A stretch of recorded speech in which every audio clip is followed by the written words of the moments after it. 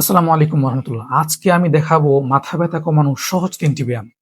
১ নম্বর হলো নেক রোটেশন। আপনি আপনার মাথাকে কাঁধ খেয়ে এভাবে আস্তে, আস্তে ডান দিকে নিবেন। এভাবে ৩ সেকেন্ড রেখে তারপর আবার বাম দিকে নিয়ে আবার ৩ সেকেন্ড রাখবেন। ৪-৫ বার করলে আমাদের কাঁধ যে আছে এই কাঁধের রক্ত চলাচল বাড়বে এবং আমাদের ব্যথা অনেকটা কমে যাবে। এবং ২ নম্বর ব্যায়াম হলো আপনার কাঁধগুলোকে কানের সাথে লাগানোর চেষ্টা করবেন। এভাবে আস্তে, আস্তে নিয়ে এভাবে কুঁজো হয়ে তারপর আস্তে, আস্তে ছেড়ে দিবেন। এরকম করলে কিন্তু আমাদের এই যে গলা আছে, কান পর্যন্ত এই যে পেশিগুলো আছে, এগুলো রক্ত সঞ্চালন বাড়বে এবং আমাদের ব্যথাকে অনেকটা রিলিফ করে দিবে। ৩ নাম্বার হলো আমরা ডিপ ব্রিথিং করব।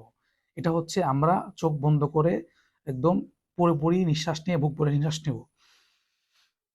এভাবে নিঃশ্বাস নিয়ে কিছুক্ষণ রাখবো, তারপর আস্তে, আস্তে এটা ছেড়ে দিব।